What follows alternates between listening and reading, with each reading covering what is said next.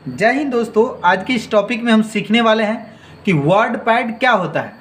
तो चलिए सबसे पहले हम वर्ड पैड को सबसे पहले ओपन कैसे करते हैं, वर्ड पैड में क्या क्या वर्क कर सकते हैं, तो इनके बारे में जानते हैं।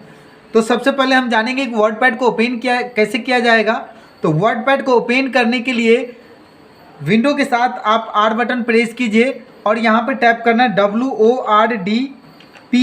वर्ड पैड टैप करके एंटर कीजिएगा तो आपका ये वर्ड पैड ओपन हो जाएगा। दूसरा तरीका होता है, आप विंडो बटन पे क्लिक कीजिए, ऑल प्रोग्राम में जाइए, एसेसरीज में जाइए और यहाँ पे एक ऑप्शन मिलेगा वर्ड पैड, इस पे जाके क्लिक कर दीजिए, आपका वर्ड पैड ओपन हो जाएगा। तीसरा जो तरीका है, आप यहाँ पे सर्च प्रोग्राम में सर्च कर सकते हैं। यहाँ पे सर्च प्रोग्राम में आप वर्ड पैड टैप कीजिए, जैसे WORDPAD वर्ड पैड टैप करने के बाद एंटर कीजिएगा तो आपका वर्ड पैड ओपन हो गया। तो इस तरीके से हम वर्ड पैड को ओपन कर सकते हैं। और वर्ड पैड में क्या क्या काम कर सकते हैं, तो वर्ड पैड में आपको रिज्यूम बना सकते हैं।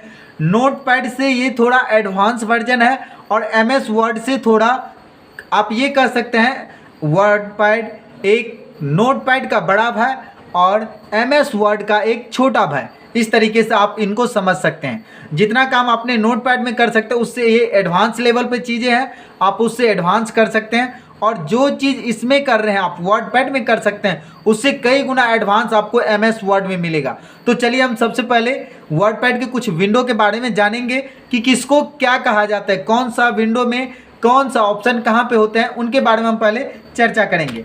तो चलिए सबसे पहले हम वर्ड पैड की विंडो के बारे में जान लेंगे कि विंडो के बारे में कौन सा विंडो को क्या कहा जाता है और कहाँ पे कौन सा ऑप्शन होते हैं। आपको हम हाईलाइट करके दिखा देते हैं कहाँ पे क्या होते हैं, उनके बारे में कि किस चीज़ को क्या कहते हैं। सबसे पहले यहाँ पे जो कुछ चीज़ें दिया गया है उनके बारे में हम जानेंगे। यहाँ पे जो दिया गया है वर्ड पैड जो दिया गया है उसको हम कहते हैं टाइटल वार्ड, उस चीज़ को आप कह सकते हैं टाइटल वार्ड। और यहाँ पे दूसरा ऑप्शन जो दिया गया है इसका नाम है क्विक एक्सेस टूल वार्ड, इस बटन को हम कहते हैं क्विक एक्सेस टूल वार्ड। यहाँ पे दो टैब मिलते हैं, होम और व्यू, इस दोनों को होम और व्यू को हम टैब कह सकते हैं, होम और व्यू को टैब कहते हैं। यहाँ पे दो टैब दिया गया है जिनका नाम है होम और व्यू। एक फाइल मेन्यू दिया गया है जिसमें आपको बहुत सारे ऑप्शन मिलेगा। यहाँ पे फाइल मेन्यू मिलेगा, फाइल मेन्यू में न्यू, ओपन, ये इस तरह के ऑप्शन मिलेगा। तो यहाँ पर हम फाइल मेन्यू, इसको फाइल मेन्यू कहा जाता है। ये पूरे जो पार्ट होते हैं इसको रिबन कहा जाता है। अलग अलग टुकड़ा ये में जो बटा हुआ है इसको हम ब्लॉक या ग्रुप कहते हैं। अलग अलग ये ब्लॉक दिया गया है, तो इस अलग अलग ब्लॉक के बारे में भी हम जानेंगे। तो चलिए वर्ड पैड में हम सबसे पहले कुछ यहाँ पे एक दो नाम लिखते हैं। यहाँ पे जैसे नाम लिखते हैं राजा कुमार, रमेश कुमार,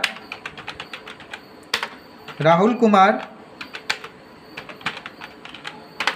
अब जानते हैं इनके बारे में। सबसे पहला ऑप्शन जो दिया गया है, पहला ब्लॉक दिया गया है, उस ब्लॉक के नाम दिया गया है क्लिप बोर्ड ब्लॉक। इस ब्लॉक के अंतर्गत दिया गया है कट, कॉपी, पेस्ट। कट के मतलब होता है किसी भी कंटेंट को एक जगह से उठा के दूसरे जगह ले जाना। जैसे किसी भी कंटेंट को कट या कॉपी आप तभी कर सकते हैं जब किसी कंटेंट को आपने सेलेक्ट किया है। जब तक आप किसी भी कंटेंट को सेलेक्ट नहीं कीजिएगा तब तक आपका कट या कॉपी कुछ भी ऑप्शन काम नहीं करेगा। तो हम चलिए सबसे पहले कंटेंट को सिलेक्ट कर लेते हैं। कट के मतलब होता है काटना। अब हम चाहते हैं कि राजा को ऊपर में नहीं रखे, थर्ड नंबर में रखे, राहुल के बाद रखे।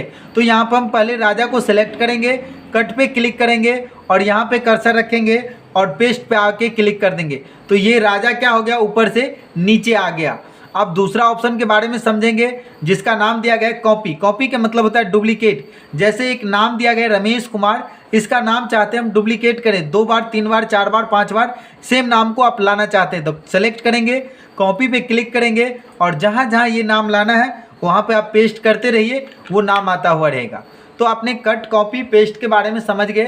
कट के मतलब होता है किसी कंटेंट को एक जगह से उठा के दूसरे जगह ले जाना। कॉपी के मतलब होता है उसी कंटेंट को बार बार लाना। और कट का मतलब होता है किसी कंटेंट को एक जगह से दूसरे जगह ले जाना। कॉपी का मतलब होता है उसी कंटेंट को बार बार लाना। और पेस्ट के मतलब होता है कट या कॉपी किए गए कंटेंट को वापस लाना। तो इस तरह से आप क्लिपबोर्ड ब्लॉक के बारे में समझ गए। अगला ब्लॉक के बारे में जानेंगे। अगला ब्लॉक के नाम दिया गया है फॉन्ट ब्लॉक। और फॉन्ट ब्लॉक में फर्स्ट ऑप्शन दिया गया है फॉन्ट फैमिली। फॉन्ट फैमिली के मतलब है कि फॉन्ट का अलग अलग स्टाइल दिया गया है। आपको जो भी स्टाइल पसंद है आप यहाँ से स्टाइल को चेंज कर सकते हैं, जैसा स्टाइल चाहिए वैसा स्टाइल आप यहाँ से ले सकते हैं। ये फॉन्ट फैमिली दिया गया है। फॉन्ट फैमिली में अलग अलग आपको स्टाइल दिया हुआ रहेगा। अगला ऑप्शन दिया गया है फॉन्ट साइज। आप यहाँ से फॉन्ट के साइज बड़ा छोटा कर सकते हैं। अगर कोई पूछ दे कि मिनिमम फॉन्ट के साइज क्या होता है, तो यहाँ पर मिनिमम फॉन्ट का साइज जो दिया गया है 8 दिया गया है, और मैक्सिमम की बात करते हैं तो मैक्सिमम जो दिया गया है 72 दिया गया है। लेकिन अगर आप चाहें तो इससे कम भी कर सकते हैं, इससे ज़्यादा भी कर सकते हैं।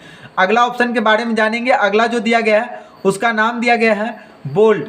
बोल्ड के मतलब होता है कोई भी वर्ड मोटा हो जाएगा। देखिए बोल्ड करते हैं तो कोई भी वर्ड मोटा हो जाएगा। बोल्ड का शॉर्टकट की होता है Ctrl+B। कंट्रोल के साथ बी बटन प्रेस कीजिएगा तो एक बार बोल्ड हो जाएगा, पुनः प्रेस कीजिएगा तो ये बोल्ड हट जाएगा। अगला ऑप्शन के बारे में जानेंगे। अगला के नाम दिया गया इटैली। इटैली के मतलब होता है कि किसी भी कंटेंट को आप थोड़ा सा तिरछा रखना चाहते हैं तो इटैली का प्रयोग कर सकते हैं। अगला ऑप्शन के बारे में दिया गया है अंडरलाइन। अंडरलाइन मतलब नीचे में लकीर। अगर आप चाहते हैं किसी भी कंटेंट के नीचे में लकीर आ जाए तो आप अंडरलाइन का प्रयोग कर सकते हैं। नेक्स्ट ऑप्शन के बारे में जानेंगे। अगला ऑप्शन दिया गया है स्ट्रिक थ्रू।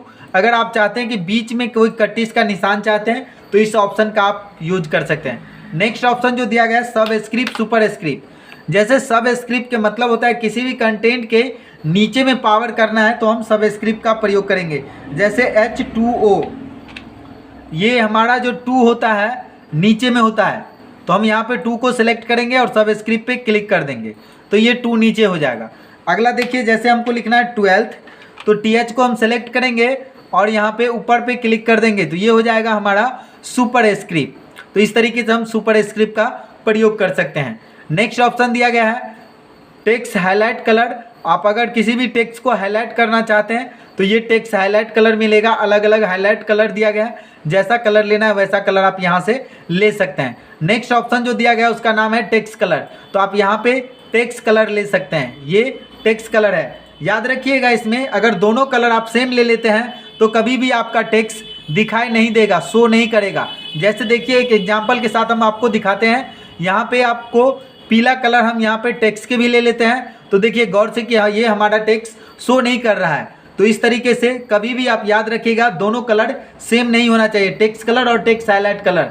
अगर कभी गलती से हो भी जाए तो उसको आप सेलेक्ट कर लीजिए, पुनः वापस आप उसे चेंज कर दीजिए। तो आप इस तरीके से अलग अलग कलर ले सकते हैं। अगला ऑप्शन के बारे में जानेंगे जिसका नाम दिया गया है ग्रो फॉन्ट। ग्रो फॉन्ट के मतलब होता है फॉन्ट की साइज बढ़ेगा, यहाँ से आप बढ़ा सकते हैं, ग्रो फॉन्ट कर सकते हैं। श्रिंक के मतलब होता है फॉन्ट का साइज कम होगा, सिकुड़ेगा।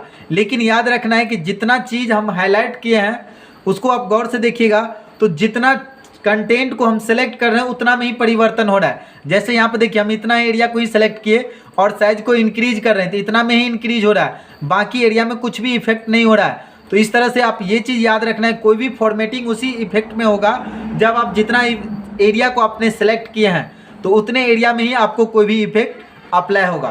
तो इस तरह से आपका नेक्स्ट जो वीडियो होगा उसमें हम आपको बताएंगे पैराग्राफ ब्लॉक और इंसर्ट ब्लॉक।